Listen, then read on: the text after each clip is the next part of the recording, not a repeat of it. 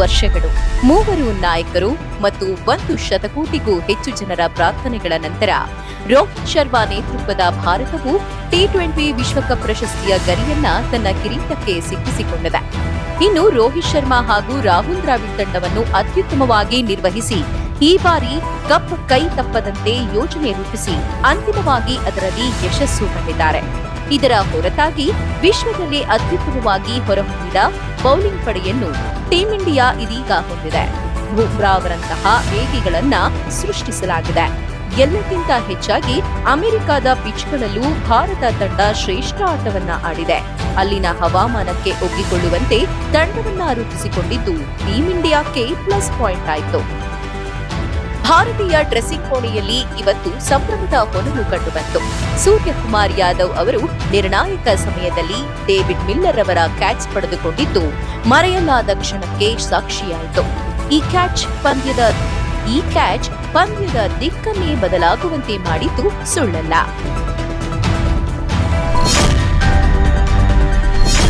$140 ಕೋಟಿ ಭಾರತೀಯರನ್ನು ತುದಿಗಾಲ ಮೇಲೆ ನಿಲ್ಲಿಸಿದ್ದ ಟಿ20 ವಿಶ್ವಕಪ್ ಪಂದ್ಯದಲ್ಲಿ ರೋಹಿತ್ ಶರ್ಮಾ ನೇತೃತ್ವದ ಭಾರತ ತಂಡ ದೊಡ್ಡ ಗೆಲುವು ಪಡೆದು 2ನೇ ಬಾರಿ ಟಿ20 ವಿಶ್ವಕಪ್ ಎತ್ತಿ ಹಿಡಿದಿದೆ.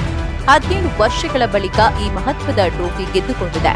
ಅಂತಿಮ ಬಾಲ್ವರೆಗೂ ಕುತೂಹಲ ಕೆರಳಿಸಿದ್ದ ಪಂದ್ಯದಲ್ಲಿ 7 ರನ್ಗಳ ಅಮೋಘ ಗೆಲುವು ಸಾಧಿಸಿದೆ. 2007ರಲ್ಲಿ ದಕ್ಷಿಣ ಆಫ್ರಿಕಾದಲ್ಲಿ ಎಂಎಸ್ ಧೋನಿ ನಾಯಕತ್ವದಲ್ಲಿ ಗೆದ್ದ ನಂತರ ಹಾಗೂ 2013ರಲ್ಲಿ ಚಾಂಪಿಯನ್ಸ್ ಟ್ರೋಫಿ ಗೆದ್ದ ಬಳಿಕ ಇದು ಟೀಂ ಇಂಡಿಯಾಕ್ಕೆ 2ನೇ ಟಿ20 ವಿಶ್ವಕಪ್ ವಿಜಯವಾಗಿದೆ.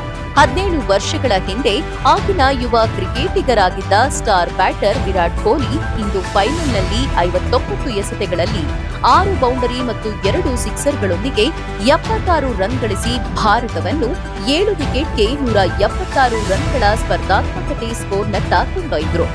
ನಂತರ ಹರ್ಷದೀಪ್ ಸಿಂಗ್ ಮತ್ತು ಜಸ್ಪ್ರೀತ್ ಬುಮ್ರಾ ಅತ್ಯುತ್ತಮ ಬೌಲಿಂಗ್ ಪ್ರದರ್ಶನ ಮಾಡಿದ್ರು. ಈ ಪಂದ್ಯಾವಳಿಯ ಉದ್ದಕ್ಕೂ ತಮ್ಮ ಮ್ಯಾಜಿಕ್ ಕೆಲಸ ಮಾಡಿದ್ರು. ಅಂತಿಮ ಓವರ್ನಲ್ಲಿ ಹಾರ್ದಿಕ್ ಪಾಂಡ್ಯ ಅದ್ಭುತ ಬೌಲಿಂಗ್ ಪ್ರದರ್ಶನ ನೀಡಿ ದಕ್ಷಿಣ ಆಫ್ರಿಕಾವನ್ನ 8 ವಿಕೆಟ್ಗೆ 169ಕ್ಕೆ ಸೀಮಿತಗೊಳಿಸಿದ್ರು. ಈ ಮೂಲಕ ಭಾರತ 2ನೇ ಬಾರಿಗೆ ಟಿ20 ವಿಶ್ವಕಪ್ ಎತ್ತಿ ಹಿಡಿಯುವಂತೆ ಮಾಡಿದ್ರು.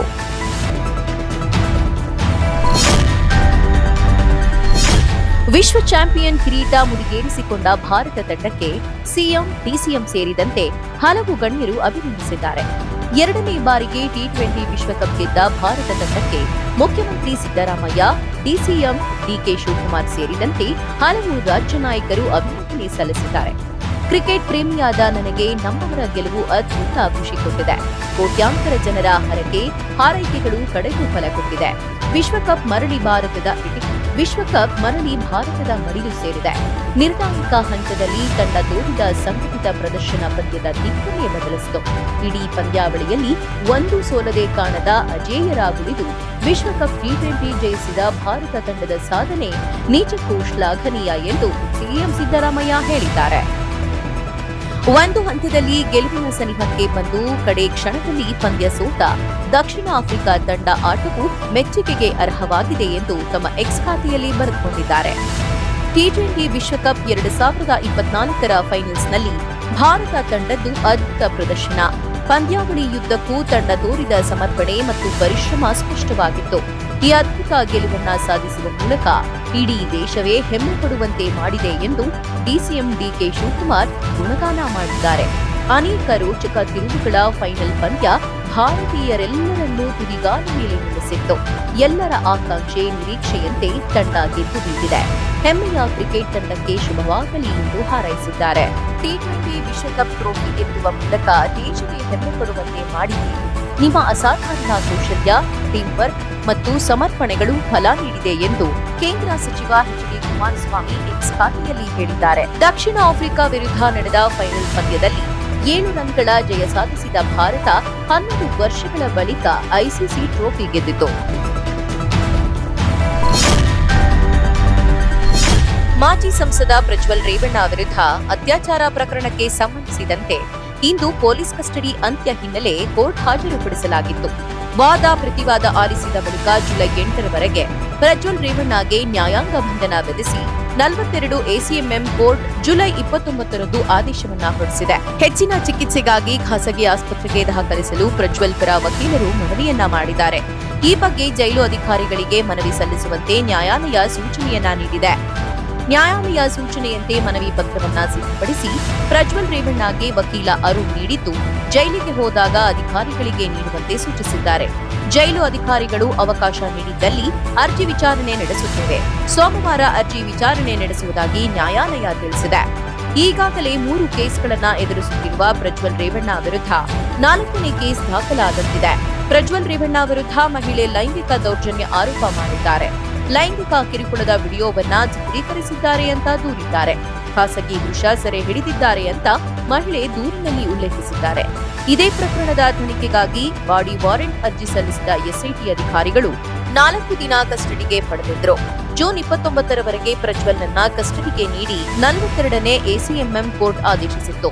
ಇಂದು ಕಸ್ಟಡಿ ಅಂತ್ಯ ಹಿನ್ನೆಲೆ ಜುಲೈ 8ರವರೆಗೆ ನ್ಯಾಯಾಂಗ ಬಂಧನಕ್ಕೆ ನೀಡಿದೆ.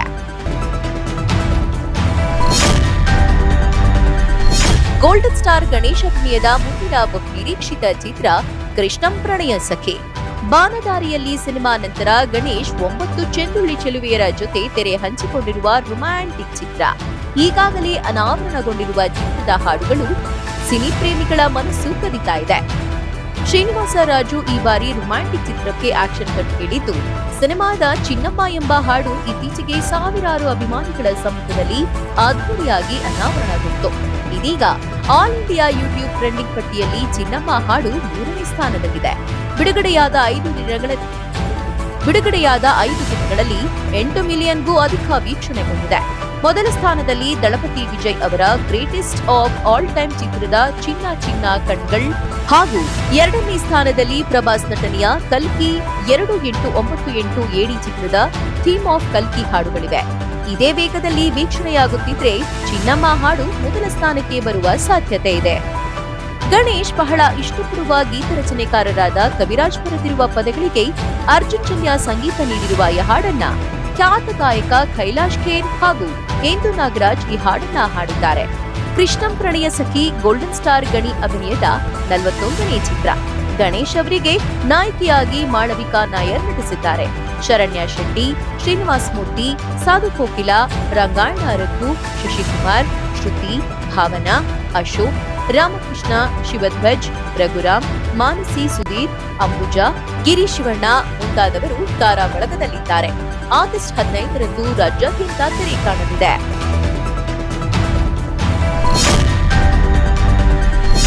ಮೊದಲು ನಗರ ಪಟ್ಟಣದಿಂದ ದೂರವಿರುವ ಹಳ್ಳಿಗಳ ಜನರಿಗಾಗಿ ರಸ್ತೆ ನಿರ್ಮಾಣ ಮಾಡಲಾಗ್ತಿತ್ತು. ಆದ್ರೆ ಈಗ ದೊಡ್ಡ ದೊಡ್ಡ ನಗರಗಳ ಸಂಪರ್ಕಕ್ಕಾಗಿ ಹಳ್ಳಿಗಳೇ ಮಾಯವಾಗ್ತಿದೆ. ಹೌದು, ರಾಷ್ಟ್ರೀಯ ಹೆದ್ದಾರಿ ಪ್ರಾಧಿಕಾರದ ಅಡಿಯಲ್ಲಿ ರಸ್ತೆ ನಿರ್ಮಾಣ ಮಾಡಲಾಗುತ್ತಿದ್ದು, ಬೆಂಗಳೂರು ಶಿವಮೊಗ್ಗ ನಡುವಿನ ರಾಷ್ಟ್ರೀಯ ಹೆದ್ದಾರಿ 206ರಲ್ಲಿ ಈಗ ಜನರು ರಸ್ತೆಗಾಗಿ ಮನೆಯನ್ನ ಕಳೆದುಕೊಂಡು ಕಂಗಾಲಾಗಿದ್ದಾರೆ. ಸರ್ಕಾರದಿಂದ ಬರಬೇಕಾದ ಪರಿಹಾರ ಹಣವು ಬಂದಿಲ್ಲವೆಂಬ ಆತಂಕದ ನಡುವೆಗೆ ಸರ್ಕಾರದ ಪ್ರತಿನಿಧಿಗಳು ಗ್ರಾಮದ ಜನರನ್ನ ಬಿಗಿ ಪೊಲೀಸ್ ಬಂದೋಬಸ್ತ್ ಮೂಲಕ ಮನೆಗಳ ತೆರವು ಮಾಡುತ್ತಿದ್ದಾರೆ. ತಿಪಟೂರು ತಾಲೂಕು ಕರಡಿ ಗ್ರಾಮದ ನಡುವೆ ಹಾದು ಹೋಗಿರುವ 206 ರಸ್ತೆ ಅಗಲೀಕರಣಕ್ಕೆ ಡಿವೈಎಸ್ಪಿ ವಿನಾಯಕ್ ಹಾಗೂ ತಹಶೀಲ್ದಾರ್ ಪವನ್ ಕುಮಾರ್ ನೇತೃತ್ವದಲ್ಲಿ ಮನೆಗಳ ತೆರವು ಕಾರ್ಯಾಚರಣೆ ನಡೆಸಲಾಗುತ್ತಿದೆ. ಮನೆಗಳನ್ನು ಕಳೆದುಕೊಂಡ ಕೆಲವು ಗ್ರಾಮಸ್ಥರು ಕಂಗಾಲಾಗಿದ್ದಾರೆ. ಇನ್ನು ಮನೆಯ ಸಂಪೂರ್ಣ ದಾಖಲಾತಿಗಳನ್ನ ಸರ್ಕಾರಕ್ಕೆ ನೀಡಿದ್ದರೂ ಕೂಡ ಪರಿಹಾರದ ಹಣ ಬಂದಿಲ್ಲ ಎನ್ನುವುದು ಮನೆ ಕಳೆದುಕೊಂಡವರ ಅಳಲು.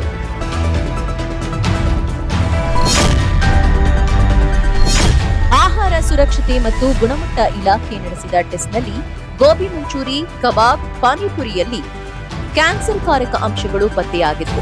ಇದೀಗ ಈ ಪಟ್ಟಿಯಲ್ಲಿ ಶವರ್ಮಾ ಕೂಡ ಸೇರ್ಕೊಂಡಿದೆ. ಹೀಗಾಗಿ ಗೋಬಿ, ಕಬಾಬ್, ಪಾನಿಪುರಿ ಬಳಿಕ ಶವರ್ಮಾಗೂ ಕಂಟಕ ಎದುರಾಗಿದೆ. ಶವರ್ಮಾ ಬ್ಯಾನ್ಗೆ ಆಹಾರ ಮತ್ತು ಗುಣಮಟ್ಟ ಇಲಾಖೆ ಚಿಂತನೆ ನಡೆಸಿದೆ.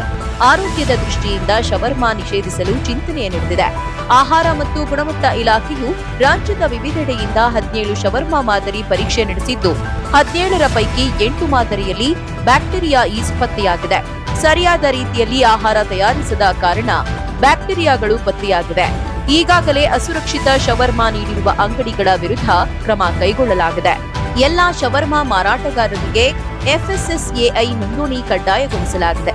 ನೋಂದಣಿ ಪತ್ರ ಪ್ರದರ್ಶನ ಮಾಡದಿದ್ರೆ ಮಾರಾಟಕ್ಕೆ ಬ್ಯಾನ್ ಮಾಡುವ ಎಚ್ಚರಿಕೆಯನ್ನ ನೀಡಲಾಗಿದೆ. ಕಬಾಬ್ ತಯಾರಿಕೆಯಲ್ಲಿ ಬಳಸಲಾಗುವ ಕೃತಕ ಬಣ್ಣದಲ್ಲಿ ಅಪಾಯಕಾರಿ ಅಂಶ ಪತ್ತೆಯಾದ ಹಿನ್ನೆಲೆ ಬಣ್ಣ ಬಳಸಬಾರದು ಎಂದು ಕರ್ನಾಟಕ ಆರೋಗ್ಯ ಇಲಾಖೆ ಇತ್ತೀಚೆಗೆ ಆದೇಶ ಹೊರಡಿಸಿತ್ತು. ಅಲ್ಲದೆ ಗೋಬಿ ಮಂಚೂರಿ, ಕಾಟನ್ ಕ್ಯಾಂಡಿಗೂ ಬಣ್ಣ ಬಳಸದಂತೆ ಸೂಚಿಸಿದೆ. ಅದರ ನಂತರ ಈಗ ಶವರ್ಮಾದಲ್ಲೂ ಆರೋಗ್ಯಕ್ಕೆ ಹಾನಿಯುಂಟು ಮಾಡುವ ಅಂಶ ಇರುವುದು ಬಹಿರಂಗವಾಗಿದೆ. ಬೆಂಗಳೂರಿನ FSSAI ಪರೀಕ್ಷೆಯಲ್ಲಿ ಶವರ್ಮಾಗಳಲ್ಲಿ ಬ್ಯಾಕ್ಟೀರಿಯಾ ಮತ್ತು ಈಸ್ಟ್ ಅಂಶವಿರುವುದು ಪತ್ತೆಯಾಗಿದೆ.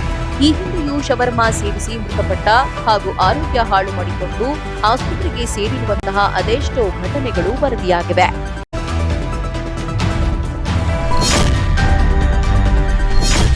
ಮುಖ್ಯಮಂತ್ರಿ ಸಿದ್ದರಾಮಯ್ಯ ಅವರು ಶನಿವಾರ ಸಂಜೆ ನವದೆಹಲಿಯಲ್ಲಿ ಪ್ರಧಾನಿ ನರೇಂದ್ರ ಮೋದಿ ಅವರನ್ನ ಭೇಟಿ ಮಾಡಿ ಪ್ರಮುಖ ನೀರಾವರಿ ಯೋಜನೆಗಳು ಸೇರಿದಂತೆ ಕರ್ನಾಟಕದ ಬಾಕಿ ಉಳಿದಿರುವ ಮೂಲಸೌಕರ್ಯ ಯೋಜನೆಗಳಿಗಾಗಿ ಮನವಿ ಮಾಡಿದರು. ಬೆಂಗಳೂರು ನಗರಕ್ಕೆ ಕುಡಿಯುವ ನೀರು ಒದಗಿಸುವ ಹಾಗೂ 400 ಮೆಗಾವ್ಯಾಟ್ ವಿದ್ಯುತ್ ಉತ್ಪಾದನೆ ಮಾಡುವ ಮೇಕೆದಾಟು ಅಣೆಕಟ್ಟು ಯೋಜನೆಯ 9,000 ಕೋಟಿ ರುಗಳ ಡಿಪಿಆರ್ಗೆ ಕೇಂದ್ರ ಜಲ ಆಯೋಗದಿಂದ ಅನುಮೋದನೆ ಬಾಕಿ ಇದೆ. ಮೇಕೆದಾಟು ಯೋಜನೆಗೆ ಪ್ರಧಾನಿ ಅವರು ಖುದ್ದಾಗಿ ಆಸಕ್ತಿ ವಹಿಸುವಂತೆಯೂ ಮುಖ್ಯಮಂತ್ರಿಗಳು ಮನವಿ ಮಾಡಿದ್ದಾರೆ. ಭದ್ರಾ ಮೇಲ್ದಂಡೆ ಯೋಜನೆಗೆ ಕೇಂದ್ರ ಬಜೆಟ್ 2023-24ರಲ್ಲಿ ಘೋಷಿಸಿದಂತೆ 5,300 ಕೋಟಿ ರುಗಳ ಬಿಡುಗಡೆ ಹಾಗೂ ಕಳಸಾ ಬಂಡೂರಿ ಕುಡಿಯುವ ನೀರಿನ ಯೋಜನೆಗೆ ಶೀಘ್ರವಾಗಿ ತೀರುವಳಿ ನೀಡುವಂತೆ ಜಲಶಕ್ತಿ ಸಚಿವಾಲಯ ಮತ್ತು ಪರಿಸರ ಹಾಗೂ ಅರಣ್ಯ ಅಧಿಕಾರಿಗಳಿಗೆ ಸೂಚಿಸುವಂತೆ ಕೋರಿದ್ದಾರೆ. ಇನ್ನು ಕಿತ್ತೂರು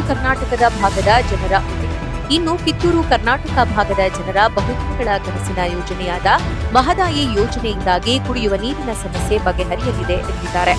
ಬೆಂಗಳೂರು ನಗರದ ಸಂಚಾರ ದಟ್ಟಣೆ ನಿವಾರಣೆಗೆ 60 ಕಿಲೋಮೀಟರ್ ಸುರಂಗ ಮಾರ್ಗಕ್ಕೆ 3,000 ಕೋಟಿ ರೂಪಾಯಿ ವೆಚ್ಚವಾಗಲಿದ್ದು, ಯೋಜನೆಯಿಂದ ಹಲವಾರು ಲಾಭಗಳಿವೆ. ಈ ಸುರಂಗ ಮಾರ್ಗ ರಾಷ್ಟ್ರೀಯ ಹೆದ್ದಾರಿ 7ನ್ನ ರಾಹೆ 4ಕ್ಕೆ ಸಂಪರ್ಕಿಸುವುದರಿಂದ ಕರ್ನಾಟಕ ಸರ್ಕಾರ ಕೇಂದ್ರ ರಾಷ್ಟ್ರೀಯ ಹೆದ್ದಾರಿ ಪ್ರಾಧಿಕಾರದ ಸಹಯೋಗದೊಂದಿಗೆ ಕೈಗೊಳ್ಳಬಹುದಾಗಿದೆ. ಕೇಂದ್ರ ಬಜೆಟ್ ಮೂಲಕ ರಾಜ್ಯ ಸರ್ಕಾರ ಹಾಗೂ NHAIಗೆ ಅನುದಾನ ನೀಡುವಂತೆ ಪ್ರಧಾನಿಗೆ ಸಿಎಂ ಮನವಿ ಮಾಡಿದ್ದಾರೆ. ನಟ ದರ್ಶನ್ ಅವರಿಗೆ ನೀಡಿರುವ ವಿಚಾರಣಾಧೀನ ಕೈದಿ ನಂಬರ್ 6106 ಸಾಮಾಜಿಕ ಜಾಲತಾಣದಲ್ಲಿ ಟ್ರೆಂಡ್ ಆಗ್ತಿದೆ. ದರ್ಶನ್ ಅವರ ಫ್ಯಾನ್ಸ್ ಕೈದಿ ನಂಬರ್ ಟ್ಯಾಟೂ ಹಾಕಿಸಿಕೊಳ್ಳುವುದಲ್ಲೇ ತಮ್ಮ ವಾಹನಗಳಿಗೂ ದರ್ಶನ್ ಅವರ ಫ್ಯಾನ್ಸ್ ಕೈದಿ ನಂಬರ್ ಟ್ಯಾಟೂ ಹಾಕಿಸಿಕೊಳ್ಳುವುದಲ್ಲದೆ ತಮ್ಮ ವಾಹನಗಳಿಗೂ ಸ್ಟಿಕ್ಕರ್ ಅಂಟಿಸ್ತಾ ಇದ್ದಾರೆ. ಕ್ಯಾಮೆರಾ ಸಹಾಯಕನಾಗಿ ಚಿತ್ರರಂಗಕ್ಕೆ ಬಂದ ಚಾಲೆಂಜಿಂಗ್ ಸ್ಟಾರ್ ದರ್ಶನ್ ಹಂತ ಹಂತವಾಗಿ ಕಷ್ಟಪಟ್ಟು ಬೆಳೆದು ಸ್ಯಾಂಡಲ್ವುಡ್ನಲ್ಲಿ ಸ್ಟಾರ್ ಪಟ್ಟ ಗಿಟ್ಟಿಸಿಕೊಂಡವರು. ಕನ್ನಡ ಚಿತ್ರರಂಗದಲ್ಲಿ ಹಿಟ್ ಚಿತ್ರಗಳನ್ನ ನೀಡೋ ಮೂಲಕ ಬಾಕ್ಸ್ ಆಫೀಸ್ ಸುಲ್ತಾನ್ರಾದ್ರು. ಆದ್ರೆ ಈಗ ಚಿತ್ರದುರ್ಗ ಮೂಲದ ರೇಣುಕಾಸ್ವಾಮಿ ಕೊಲೆ ಪ್ರಕರಣದಲ್ಲಿ ಆರೋಪಿಯಾಗಿ ಜೈಲುವಾಸ ಅನುಭವಿಸ್ತಾ ಇದ್ದಾರೆ. ಸದ್ಯ ಪರಪ್ಪನ ಅಗ್ರಹಾರ ಜೈಲಿನಲ್ಲಿರುವ ದಾಸನಿಗೆ ವಿಚಾರಣಾಧೀನ ಕೈದಿ ಅಂತ 6106 ನಂಬರ್ ಕೊಡಲಾಗಿದೆ. ಸದ್ಯ ಈಗ ಈ ನಂಬರ್ ಸಿಕ್ಕಾಪಟ್ಟೆ ಟ್ರೆಂಡ್ ಆಗ್ತಿದೆ. ಈಗ ಕೈದಿ ನಂಬರ್ ಅನ್ನೇ ಟ್ರೆಂಡ್ ಮಾಡಿದ್ರಿಂದ ಸೋಷಿಯಲ್ ಮೀಡಿಯಾದಲ್ಲಿ ಸಖತ್ ವೈರಲ್ ಆಗ್ತಿದೆ. ಅಷ್ಟೇ ಅಲ್ಲ, ದರ್ಶನ್ ಕೈದಿ ನಂಬರ್ಗೆ ಡಿಮ್ಯಾಂಡ್ ಸಿಕ್ಕಾಪಟ್ಟೆ ಆಗಿದೆ. ದರ್ಶನ್ ಕೈದಿ ನಂಬರ್ ಅನ್ನ ಅಭಿಮಾನಿಗಳು ಟ್ಯಾಟೂ ಹಾಕಿಸಿಕೊಳ್ತಿದ್ದಾರೆ. ಜೊತೆಗೆ ಕಾರು, ಬೈಕ್ ಹಾಗೂ ಆಟೋಗಳ ಹಿಂದೆ ಕೈದಿ ನಂಬರ್ ಸ್ಟಿಕ್ಕರ್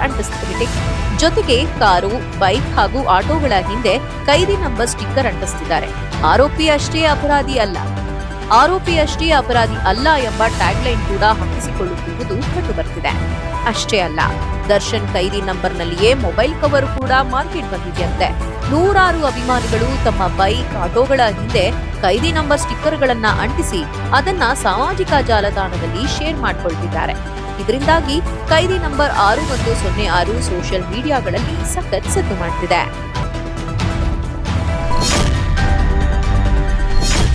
ಕಳೆದ 2 ತಿಂಗಳಲ್ಲಿ ಶ್ರೀಲಂಕಾದಿಂದ 167 ಕೋಟಿ ರೂಪಾಯಿ ಮೌಲ್ಯದ 267 ಕೆಜಿ ಚಿನ್ನವನ್ನ ಕಳ್ಳಸಾಗಣೆ ಮಾಡುತ್ತಿದ್ದ ಸಿಂಡಿಕೇಟ್ ಅನ್ನ ಇಲ್ಲಿನ ವಿಮಾನ ನಿಲ್ದಾಣದಲ್ಲಿ ಕಸ್ಟಮ್ಸ್ ಇಲಾಖೆ ಭೇದಿಸಿದೆ. ಗುಪ್ತಚರ ಮಾಹಿತಿಯನ್ನ ಆಧರಿಸಿ ಕಳ್ಳ ಸಾಗಣೆಯಲ್ಲಿ ಭಾಗಿಯಾಗಿದ್ದಾರೆ ಎಂದು ಶಂಕಿಸಲಾದ ಅಂಗಡಿಯೊಂದರ ಮಾಲೀಕ ಹಾಗೂ ಆತನ ಓರ್ವ ಸಿಬ್ಬಂದಿಯನ್ನ ಕಸ್ಟಮ್ಸ್ ಅಧಿಕಾರಿಗಳು ಬಂಧಿಸಿದ್ದಾರೆ. ಈ ಬಗ್ಗೆ ಚೆನ್ನೈ ಅಂತಾರಾಷ್ಟ್ರೀಯ ವಿಮಾನ ನಿಲ್ದಾಣದ ಪ್ರಧಾನ ಆಯುಕ್ತ ಆರ್ ಶ್ರೀನಿವಾಸ್ ನಾಯರ್ ಪತ್ರಿಕಾ ಪ್ರಕಟಣೆಯ ಮೂಲಕ ಮಾಹಿತಿ ನೀಡಿದ್ದಾರೆ. ವಿಮಾನ ನಿಲ್ದಾಣದ ಟರ್ಮಿನಲ್ನಲ್ಲಿರುವ ಏರ್ ಹಬ್ ಹೆಸರಿನ ಅಂಗಡಿಯ ಮಾರಾಟ ಪ್ರತಿನಿಧಿಯೊಬ್ಬನನ್ನ ಶಂಕಾಸ್ಪದ ಚಲನವಲನೆಯ ಕಾರಣದಿಂದ ಬಂಧಿಸಿ ವಿಚಾರಣೆ ನಡೆಸಲಾಯಿತು. ಈ ಸಂದರ್ಭದಲ್ಲಿ ಆತ ತನ್ನ ಮೈಯಲ್ಲಿ ಅಡಗಿಸಿಕೊಂಡಿದ್ದ 3 ಕಟ್ಟು ಚಿನ್ನ ಪತ್ತೆಯಾಗಿದೆ.